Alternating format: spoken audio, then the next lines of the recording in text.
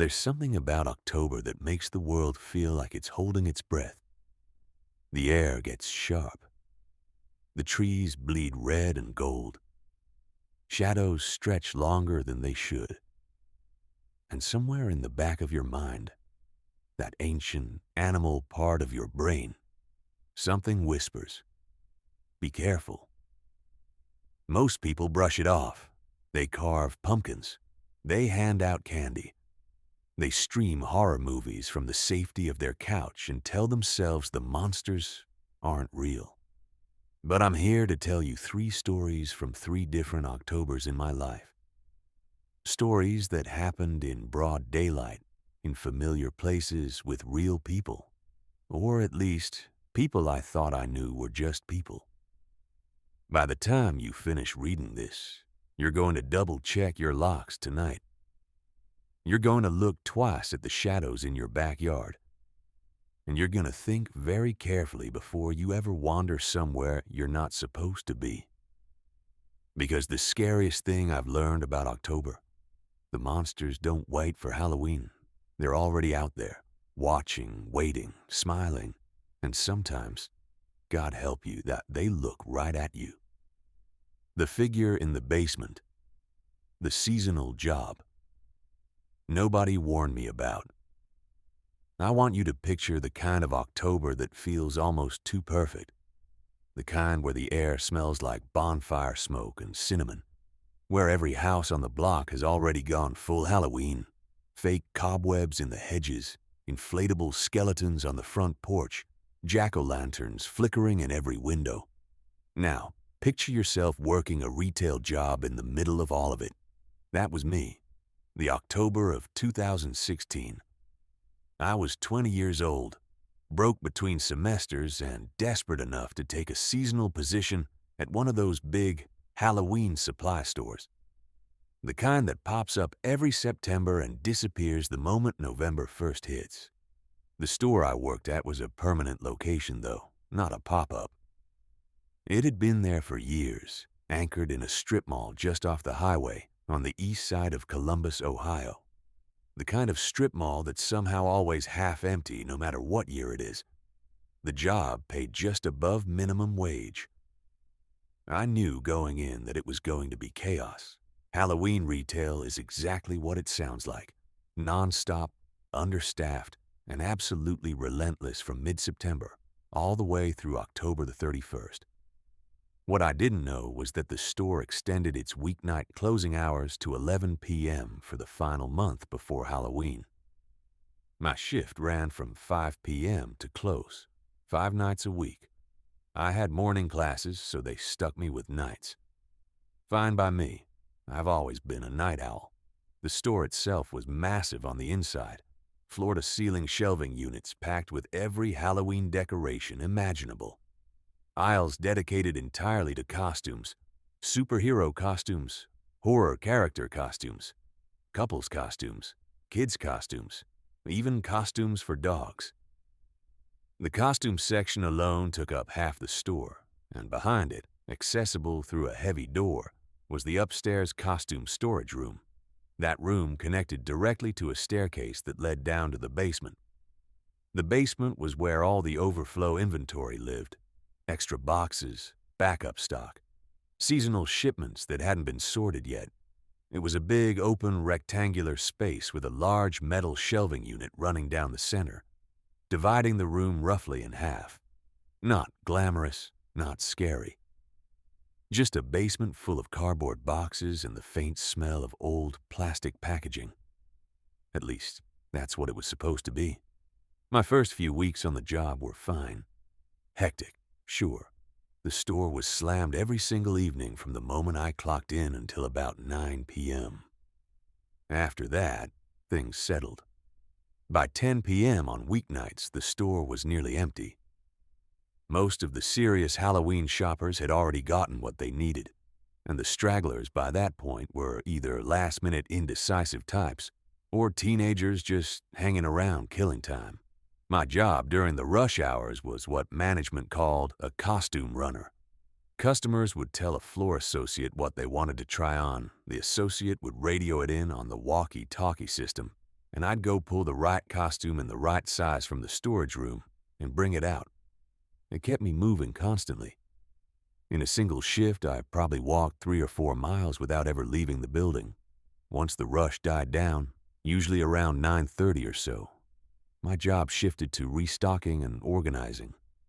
That meant a lot of trips up and down the stairs between the storage room and the basement, pulling boxes up, breaking them down, rotating inventory, making sure everything was sorted and ready for the next day's rush. On the night everything changed, there were only 4 of us left in the building after 10 p.m. Sarah was at the register. She was the kind of person who always had a smile ready, even at 10:30 at night after 6 hours on her feet. She'd been working retail since high school, and nothing fazed her. Jake was out on the floor, cleaning up the costume display aisles, knocking off hangers that had fallen, straightening out the packaging on makeup kits and prop weapons. Jake was a big guy, mid-20s, always wearing the same beat-up pair of dark work boots, the kind with steel toes and thick rubber soles that you could hear coming from 30 feet away. And then there was Brittany. Brittany was the closing supervisor that night. She was a few years older than me, maybe 24 or 25, and she ran a tight ship. She was also exactly the kind of person who would sneak up behind you with a rubber spider and drop it on your shoulder without warning. She'd done it to me twice already that month and thought it was the funniest thing in the world. If there was going to be a prank happening in the store, Brittany was behind it. Always. I'd taken a 10-minute break around 10:15, grabbed a granola bar from my bag in the break room, checked my phone, took a breath. By 10:25, I was back at the basement door, ready to finish the last round of box lugging before close. I pushed open the basement door and reached for the light switch on the wall. Nothing happened. I flicked it up and down twice. Still nothing. The basement was completely dark below me. I figured someone, probably Brittany, had switched it off from the bottom of the stairs, which was possible if you knew where the secondary panel was. There was a switch both at the top and bottom of the staircase. I switched the light back on from the top, waited a second to make sure it stayed on, and headed down. The basement was quiet. The hum of the overhead fluorescent lights, the faint sound of the HVAC system, the soft crinkle of plastic packaging every time I moved a box. I found the pallet I was working from, a stack of girls' costume boxes, sizes small through extra large, all needing to go up to the storage room before close. I grabbed the top box, shifted my weight, and started to get my footing. And then something fell on the other side of the shelving unit. Not a crash. More like a single box sliding off a stack and landing with a flat, deliberate thud. The kind of sound that doesn't happen on its own. I set my box down slowly. I told myself it was nothing. Maybe something had been balanced wrong and finally tipped. Boxes do that sometimes. But I still found myself moving toward the center shelving unit rather than toward the stairs. I leaned around the corner of the shelf, just enough to see the other half of the basement. And I stopped breathing. The white robe. Standing in the far corner of the basement, completely motionless, was a figure in a full-length white hooded robe. Not a sheet. Not a makeshift ghost costume. A robe. The kind with wide sleeves and a deep hood, like something out of a cult movie or a Renaissance festival gone wrong. And over the face, a mask. A grotesque Halloween mask, the kind with a distorted, melting-looking face, sunken eyes, an open mouth frozen in a silent shriek. I jumped back hard enough to slam my shoulder into the shelving unit. My immediate first instinct, was that it was a prank. This was Brittany. This was absolutely Brittany. She'd been setting me up all month. She knew I was down here alone. She had access to the entire costume inventory.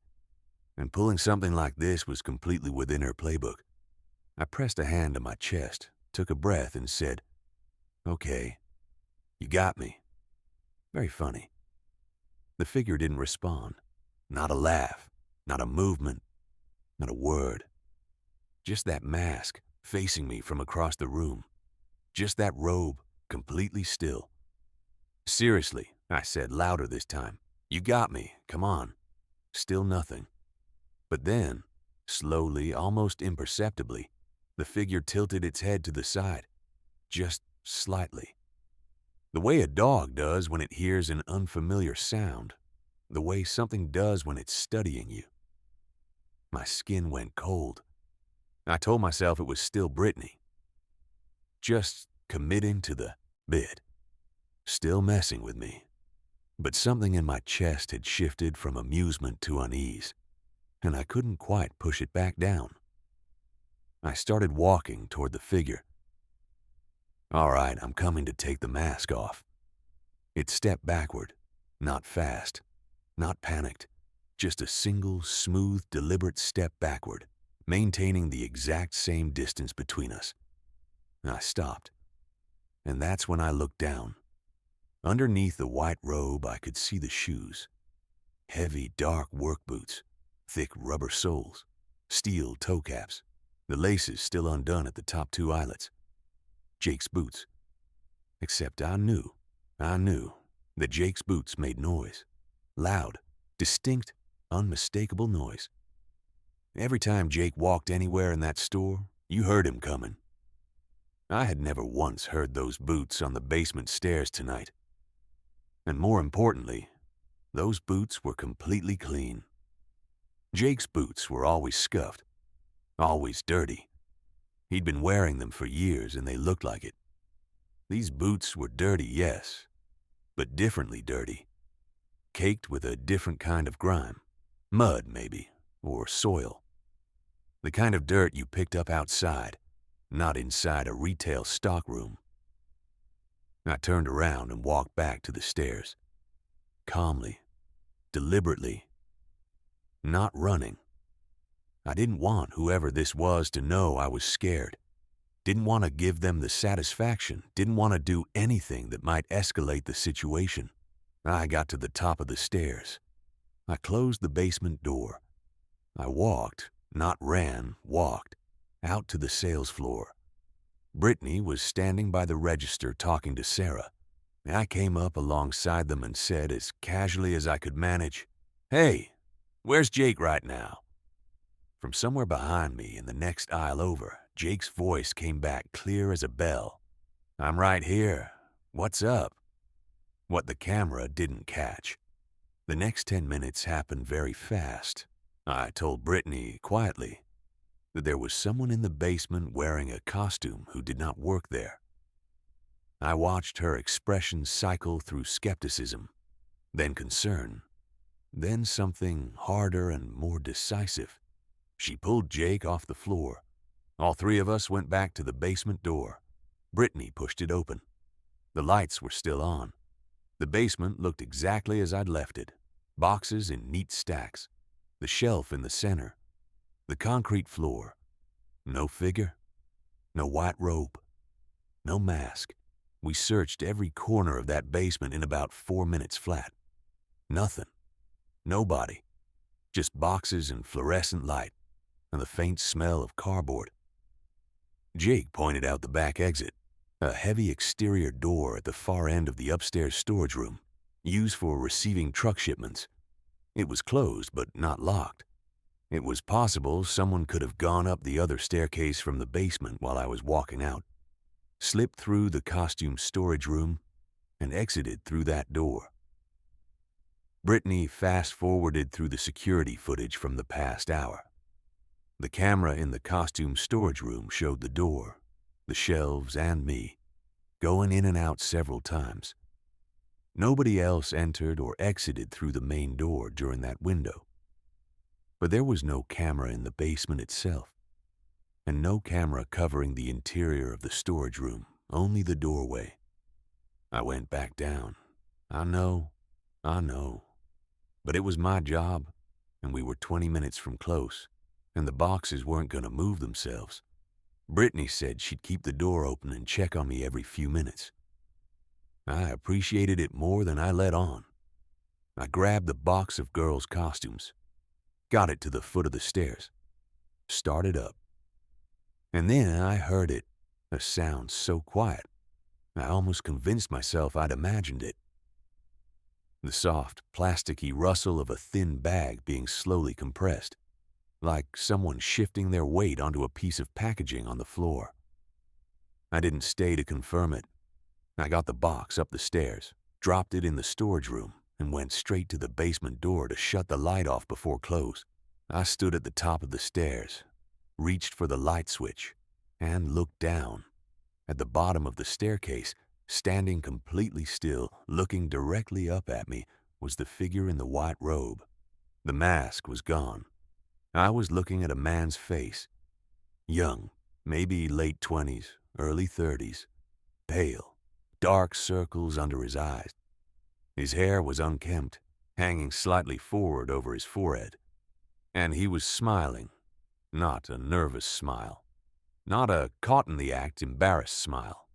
A slow, wide, deliberate smile. The kind that doesn't mean anything good. The kind that makes the air in your lungs feel suddenly very thin. I slammed the door so hard the frame shook. I screamed. I'm not ashamed to say it. I screamed, and I ran out through the costume room and onto the sales floor at full speed. Brittany, Jake, and Sarah came running. We went back to the costume room together. The back exit door was standing wide open. The basement door behind it also open. He was gone. The exterior camera covering the delivery area had a clear view of the back parking lot. Brittany checked the footage right then and there. Nothing. No one. Just the empty lot under the sodium lights, leaves skittering across the asphalt in the October wind. To this day, I don't know who he was or how he got in. I don't know what he wanted or how long he'd been in there before I found him. I don't know if he'd been watching me go up and down those stairs all evening, or if he'd just arrived. What I know is that smile, that patient, practiced, deliberate smile, the kind you wear when you're not afraid of anything, the kind you wear when you're exactly where you want to be. The man under the leaves. The best month of the year. October has always been my favorite month. I know that's something a lot of people say, and I know it's become almost a cliche at this point. The pumpkin spice, the flannel shirts, the Instagram photos of apple orchards and corn mazes. But for me, it was never about any of that. It was something older and more personal than seasonal aesthetics. It was the air. That specific October air that hits you in the morning and makes you feel like the world has been reset overnight. Crisp, clean, carrying just a hint of something earthy underneath it. Dried leaves and damp soil, and the particular sweetness of apples left too long on the branch. Growing up in western Pennsylvania, October meant one thing above everything else: the leaves. We lived in a neighborhood that was heavily wooded even by suburban standards. Big old maples and oaks and red maples lining every street. Their root systems cracking the sidewalks. Their canopies meeting overhead in the summer like a tunnel. By mid-October, every one of those trees had gone full color. Walking to school in the morning felt like moving through a painting.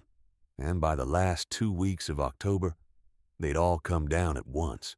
Our property was a corner lot, which meant we got leaves from 2 directions, the street out front and the side street that ran perpendicular to ours along the left side of the house. The side street was a short dead end, only about half a block long with just 2 properties on it. One belonged to an older retired couple. Mellow, kept to themselves, never seemed to care what went on in the neighborhood. The other was a small weathered house directly across from them.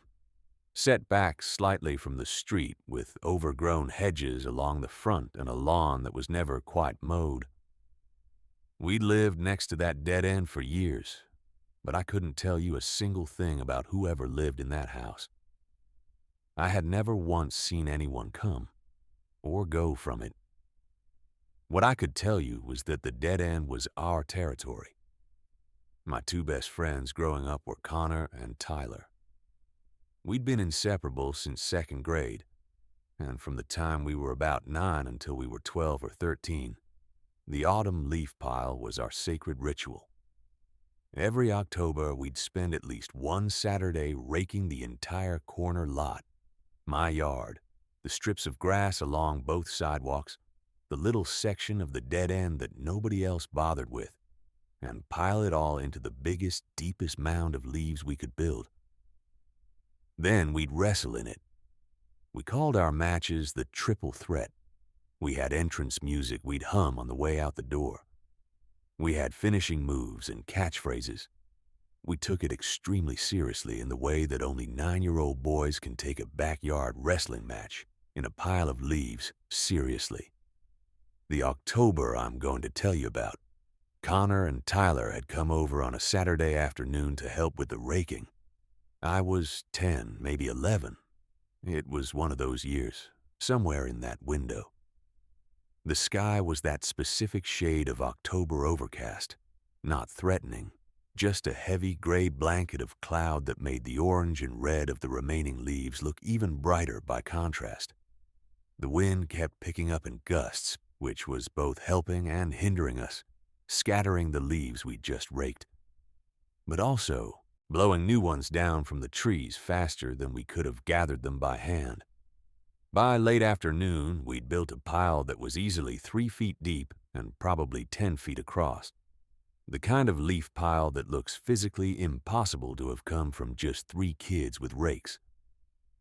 We were proud of it in the specific way you can only be proud of something you built entirely with your own hands and a significant amount of arguing about the best raking strategy.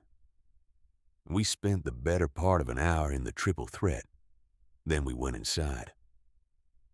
My mom had snacks ready, the usual, chips and soda and some kind of dip she'd made, something warm because it was genuinely cold by then. We played video games for a while, got our energy back, and then Connor and Tyler both said they wanted to go back out for a night match. The night triple threat was a tradition too. The darkness made everything feel higher stakes.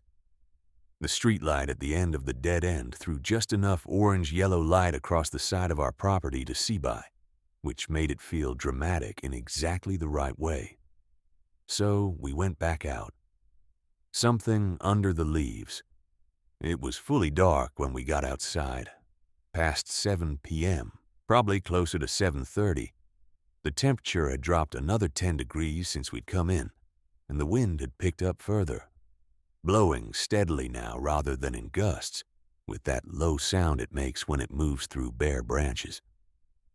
The streetlight at the dead end was on, casting its amber pool across the corner of our yard. The first thing I noticed was that the pile looked smaller. Not dramatically smaller, but definitely lower than we'd left it, which was weird because the wind was blowing into the dead end, not out of it. Leaves should have been accumulating, not scattering. The 3 of us looked at each other, then looked at the pile, then at each other again. Connor shrugged and grabbed his rake. Tyler grabbed his. We started pulling the pile back together, dragging leaves in from where they'd spread across the grass. That's when Connor stopped raking. He was standing about 6 feet to my left, near the edge of the yard where it met the dead-end sidewalk. He'd stopped mid-stroke, rake held out in front of him, staring down at the ground. "Hey," he said slowly. "There's something under the leaves here." Tyler and I came over. There was a long, distinctly non-organic shape beneath the leaf cover, maybe 5 feet long, maybe 1.5 feet wide. The leaves over it were slightly raised and weirdly compressed, the way leaves look when there's something solid just beneath the surface, like a body. like the shape of a person lying completely flat. None of us said anything for a second. Then Tyler said, Is that a person?" I grabbed my rake and started carefully sweeping leaves away from the top of the shape. Connor did the same from the other side. And then all three of us screamed, because it was a person. Or at least the shape of one. A full human form, from shoulders to feet, lying face down in the leaves, dressed in dark clothing, completely motionless. We scrambled backward, stumbling over each other, and stood in a cluster about 8 feet away, staring at it. For a long moment, nobody moved. Then Tyler said, "Is it real?" Connor looked at me. I looked at Connor. We both looked at Tyler. None of us wanted to be the one to find out. In the great tradition of childhood dares, I told Tyler to go check. Tyler walked up to the shape slowly, looking back at us every 2 steps like we were going to stop him. He crouched down next to what would have been the head, reached out, hesitated, then started carefully toe-kicking the leaves away from the top end of the shape. After 3 or 4 kicks, he stood up. "It's fake," he said. "It's hollow. It's a dummy. A fake body." I let out the breath I'd been holding for approximately 90 seconds. We all relaxed by about 40%. It was fake. A stuffed, human-shaped form. The kind you could buy at certain Halloween stores, meant to look like a corpse or a crime victim. Hollow torso, fabric exterior stuffed with something light. A Halloween decoration. But the question was immediate and obvious. Who put it there? We'd been raking that yard all afternoon. We'd built that pile ourselves. There had been no body under it when we went inside. We would have raked right over it. Someone had placed it there in the time we'd been indoors. Someone had come onto our property in the hour or so we'd been inside and placed a fake human body underneath the leaf pile we just spent hours building. I turned to look at the dead end. There was someone standing in my bushes. Not hiding, not exactly. Standing just inside the hedgerow that bordered the left side of our yard, in the shadow, watching us. He always watched. The 3 of us saw him at the same time. Connor grabbed my arm. Tyler made a sound that wasn't quite a word. "We see you," I said. I don't know where the confidence came from. Maybe it was because there were 3 of us. Maybe it was because I was on my own property and some part of me felt like that should mean something. The figure stepped out from the bushes. He was older. Much older than I'd expected. Maybe 60, give or take. Heavy-set, wearing a dark flannel shirt over a gray undershirt, dark jeans, work boots. His face was something I still remember clearly, even all these years later because of how wrong it seemed. Huge, protuberant eyes, the kind that looked like they were slightly too large for their sockets. Crooked, uneven teeth. Skin that was pale and loose.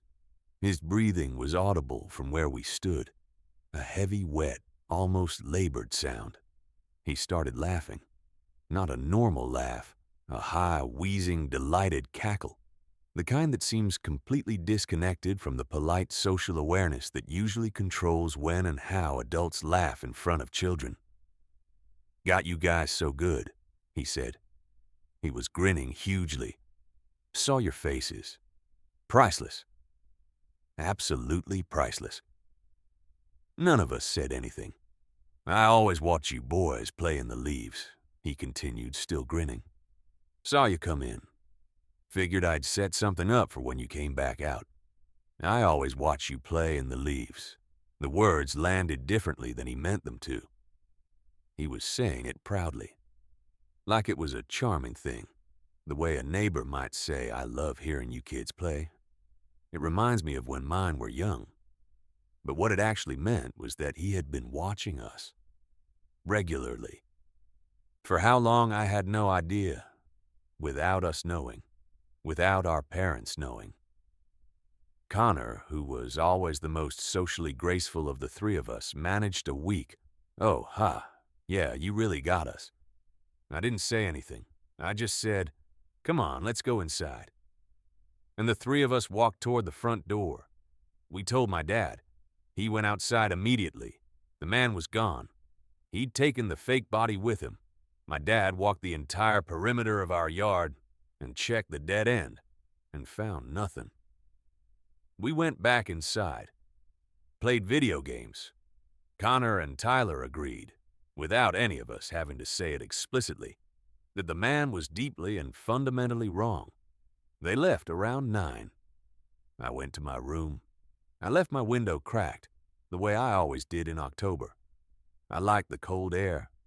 I had the TV on low, just background noise, and I was lying on my bed scrolling through a gaming magazine when a voice came from directly outside my window. A man's voice. Low, close. "I didn't mean to frighten you guys earlier." I sat up so fast I knocked the magazine off the bed. I looked at the window. The curtain was moving slightly from the breeze. I couldn't see anything past the screen. "I live in the house over there," the voice continued, "across the way. I like watching you boys. You all remind me of my nephew." I didn't move. I didn't speak. I heard the sound of the window screen being pressed from outside. Then, slowly, the window began to rise. A hand appeared at the bottom of the frame. Then a forearm. And then the face. Those huge, too wide eyes, that gaping grin, appeared at the gap, and he started trying to push the window up further, trying to fit his shoulders through the frame. And when he couldn't, his arm reached through the gap, and he started reaching toward me. I screamed for my father. I ran out of my room and down the hallway, and grabbed his arm and dragged him to my room and to the window. The man was gone. My dad called the police immediately. When the officers arrived, 2 of them, a man and a woman, my dad took me with them across the street to the small, overgrown house at the end of the dead end. My dad knocked. No answer. The police knocked. No answer. One officer called in for backup. The second time they knocked, with a 3rd officer present, the door opened. It was him, standing in his doorway in a stained undershirt, blinking at the lights. His eyes were even more unsettling up close. Not just large, but unfocused, moving in ways that didn't quite track properly. His speech, when he spoke, was fragmented, circular. He kept looping back to phrases about the children playing in the leaves, about how he watched, about how harmless it was. My dad and the police spoke in low voices just out of my hearing range for a while. Later, on the walk home, my dad told me simply that the man was on something, and that it was being handled. It wasn't until I was older, 15, 16, that he told me directly what he'd suspected. Crystal meth. Long-term use by the look of the man's house when the door opened. A disaster inside, just visible from the doorway. The specific, chaotic squalor of an addict's home. All those years growing up on that street. All those autumn afternoons in the leaves. The triple threat championships. The raking and the wrestling and the streetlight casting shadows at the end of the dead end. And the whole time, across that narrow strip of asphalt, a man had been watching from a window, waiting for us, keeping track of us, smiling, the orchard, the perfect October plan. Last October, I was seeing someone new. Her name was Kayla. We'd met at a mutual friend's gathering in early September, one of those late summer backyard things that goes on until 2 a.m., because nobody wants to admit summer is over. She was funny, sharp, didn't take herself too seriously, and she had this very specific and enthusiastic relationship with autumn that matched mine almost exactly. Within the first hour of talking, we'd already compared notes on favorite fall drives, the best apple varieties for eating straight off the tree, and whether corn mazes were genuinely fun or just an endurance test wearing a fun outfit. We'd been hanging out about once a week since then. Nothing official, nothing labeled, but comfortable. By mid-October, I figured it was time to do something actually seasonal. I suggested apple picking. I'd grown up doing it. There's something about it that just works. It's low pressure. It's outdoors. It gives you something to actually do with your hands. And the orchards in the rural parts of our area are genuinely beautiful in October, when the light comes in low through the trees and everything smells like fermenting apples and fresh-turned soil. Kayla said yes immediately. We picked a Sunday, got in my car, and started driving. We lived in the western suburbs of Cleveland. Not exactly farm country, but within 45 minutes of it. The orchards started appearing around the time the houses got further apart and the roads got narrower, somewhere east of the city where the land rolls and the tree cover gets denser. The plan was a specific orchard that Kayla had found online. Good reviews, a cider stand, a small petting area with goats. Classic. Exactly right. We were still about 20 minutes out when we passed another orchard on the left side of the road. I almost didn't notice it. Just a brown wooden sign half hidden by a tree that had dropped all its leaves and a dirt track leading back off the road. But I caught a glimpse through the bare branches of rows of apple trees, their tops still loaded with red fruit. I slowed down and turned in on impulse. The dirt road led about 100 yards through a copse of trees before opening into a small clearing.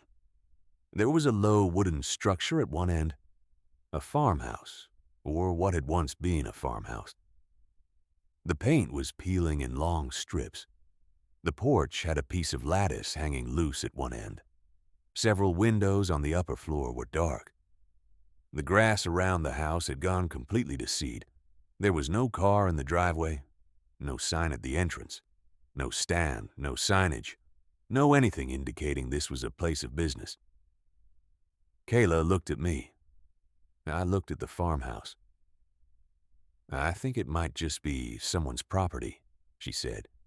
"Might be a pick-your-own that's closed for the season," I said. She said she was uncomfortable and wanted to leave. We got back in the car. Fine.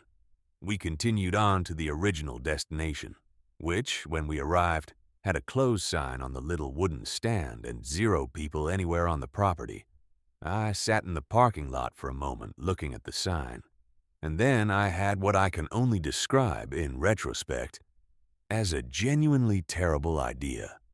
Inside the rows, what if we go back to that first one? Kayla looked at me sideways. The abandoned one. We don't know it's abandoned.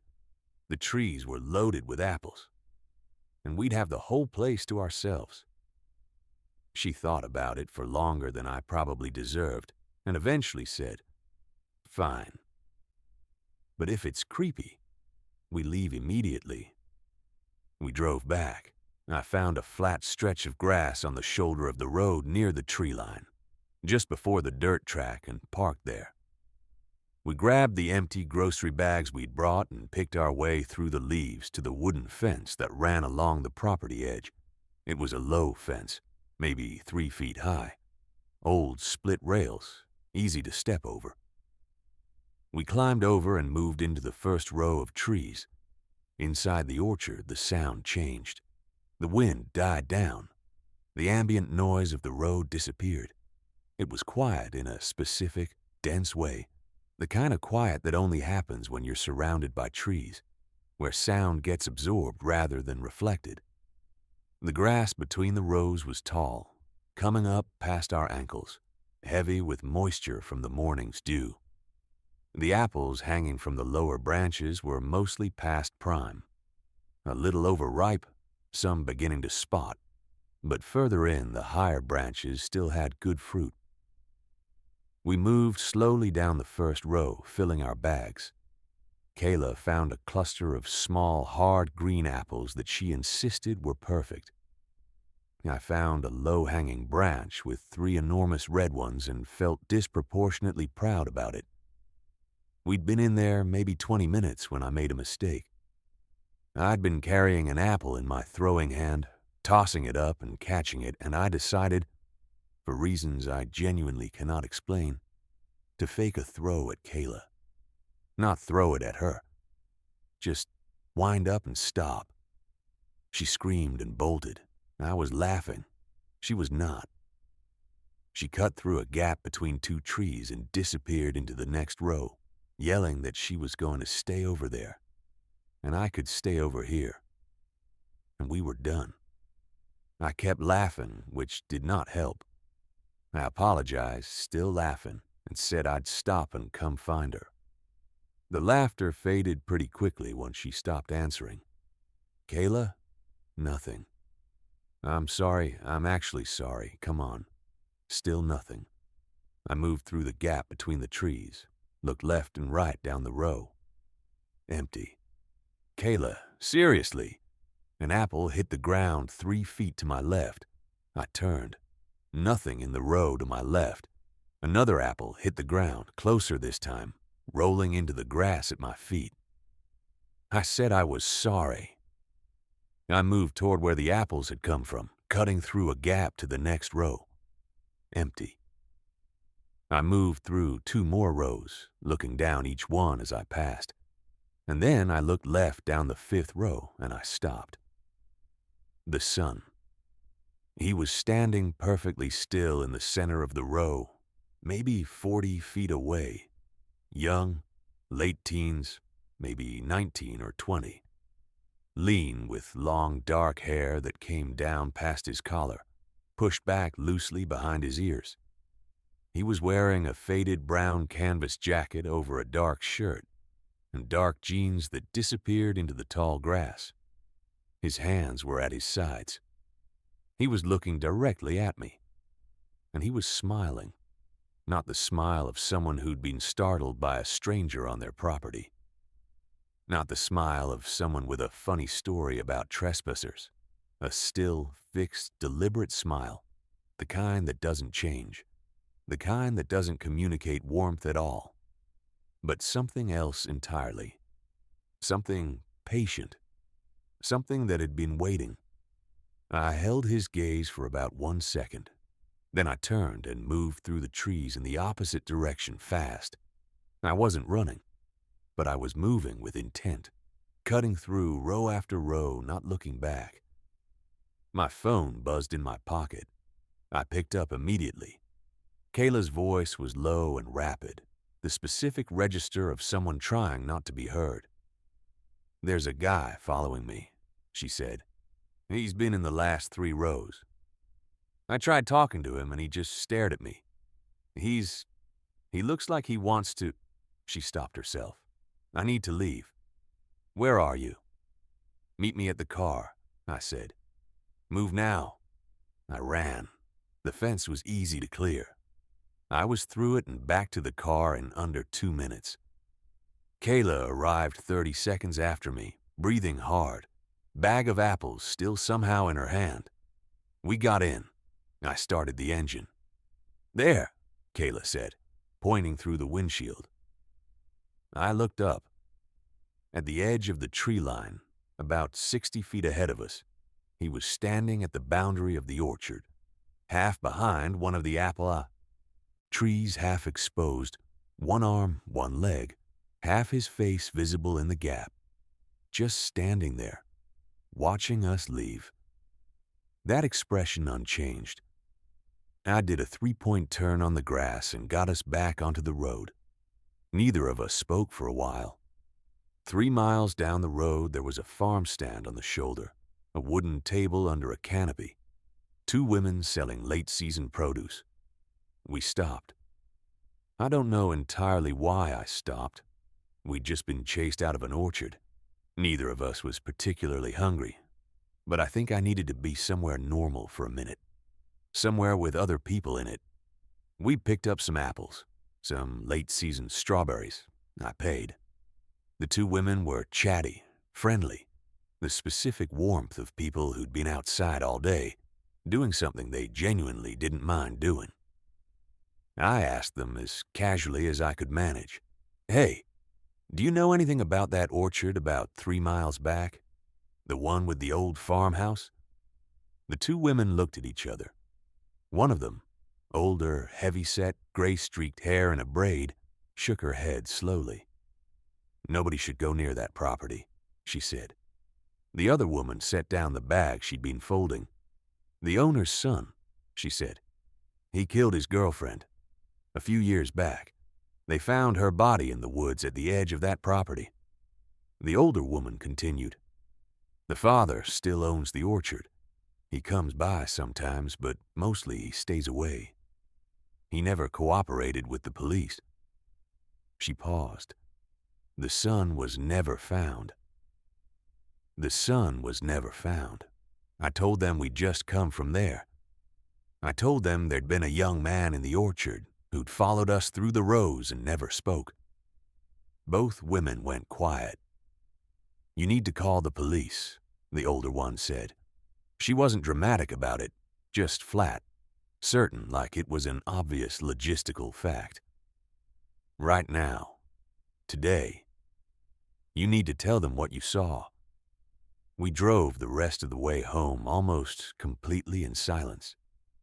Kayla was saying things. I could hear her voice. But I wasn't really processing the words. I was running the math in my head, turning over the timing, the detail, the specific way he'd been standing behind that tree watching us drive away. The smile that never changed, the son who was never found. I still think about that orchard. Not every day, but often enough, especially in October, when the air gets sharp and the leaves start to turn, and everything smells like the particular sweetness of apples left too long on the branch. I wonder if he's still out there, moving through the rows, patient and quiet, under the low October sky, waiting for someone who doesn't know they shouldn't have stopped. 3 Octobers, 3 locations, 3 encounters that I've turned over in my mind more times than I can count. A man with a smile in a basement, standing beneath a single bulb in a Halloween costume store, who vanished before anyone could stop him. A meth-addled neighbor who'd been watching children play in the leaves for years from a dark window across a dead-end street, who reached through a bedroom window in the night, and a young man in a faded canvas jacket standing still in a row of overripe apple trees, smiling at strangers who had no idea what had happened in those woods. None of these stories ended in violence. I know that. I recognize how lucky that is. But what I've never been able to fully shake is the patience in each of them, the stillness, the sense that whoever these people were, they had been where they were for a long time before I arrived. That I had walked into something already in progress, something with a long and private history that I was only briefly, accidentally part of. October is still my favorite month. I still love the air, the leaves, the specific quality of light in the afternoon when the shadows fall long and gold across the grass. But I lock my windows now. I check the basement before I go down alone. I don't turn down dirt roads on impulse. And I pay close attention to anyone who smiles at me without quite enough warmth behind it, because October is beautiful. It really is. But it is also the month when the line between what's real and what you should be afraid of gets very, very thin. Stay safe out there.